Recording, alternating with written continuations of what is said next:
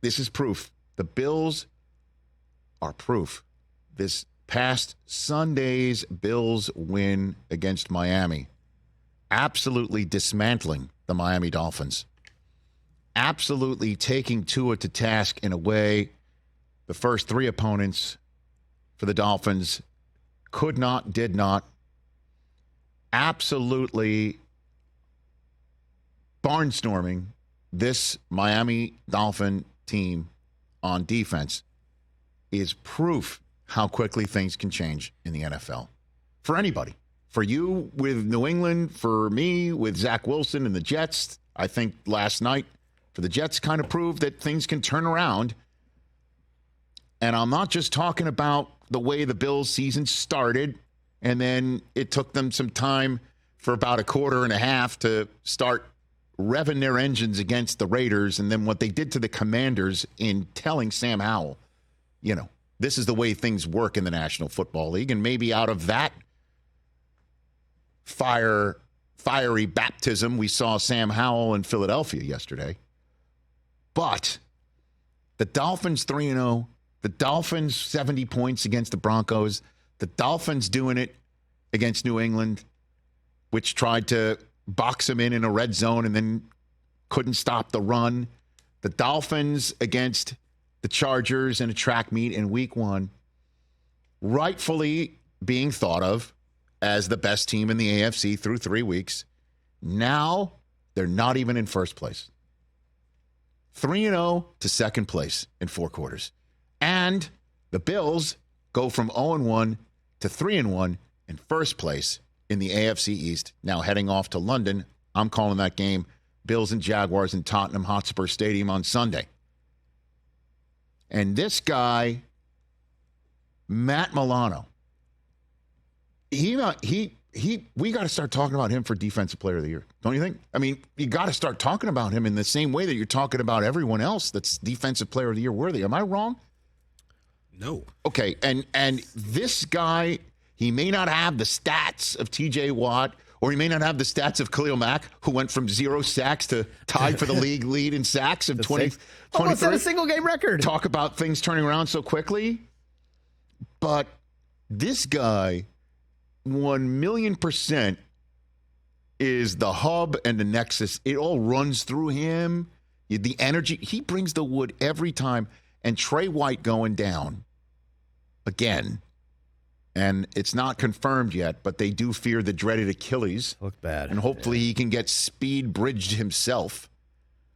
But this looks like, once again, we're going to be talking about a Bills defense the rest of the year saying, yeah, if Trey White was only there. It does look like they're going to get Von Miller back soon.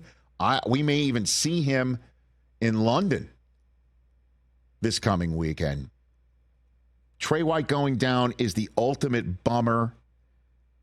The only, for the lack of a better phrase, you know what, in the Bills punch bowl from yesterday, because they punched the hell out of the Dolphins. And I think we can now, through 4 weeks, put to rest what, yes, I was talking quite a bit about in the summer. I even brought up with this subject matter to Josh Allen leading up to the first game for the Bills on the Monday night against the Jets. Can we put to bed that Stephon Diggs and Josh Allen are not on the same page? I think we need to put that to bed. He said it was the same word they were on. Winning. Oh, my God. Gabe Davis is catching touchdown passes. James Cook and Damian Harris and Latavius Murray, they're working it. And, you know, it's kind of funny. Josh Allen doesn't have to run it in for them, but he's done it 2 weeks in a row because he can. And it's not one of those like taking 15 hits, pinballing his way to the end zone. He's just walking in because everybody's back is to him and he's just walking through. So that was quite the day, and Miami can't win them all. You're not the 72 Dolphins. And the 70 Dolphins from the previous week didn't show up because they got Tua off the spot. Or, here's the thing, if Tua doesn't get rid of the ball in like 2-3 seconds, So fast. it's kind of crazy. That's a version of a play breakdown for the Dolphins. If he's not hitting back foot and ball's not gone, and he's holding on to it, and he's going, like, where else am I going? Yeah. That's officially a play breakdown. Yeah. The way you're scheming, they're trying to scheme it to get it out. You're now causing him to have a play breakdown. And that's their version of breaking down their play. Tyreek Hill had, 3 catches for 60 yards? Jalen Waddle's first catch was lucky it wasn't a pick. It was bounced up in the air, and he caught it. So HN looks good. that's how he sure does. And by the way, the Dolphins are going to be a playoff team and a Super Bowl contender in the long run. I'm just talking about how wild it is.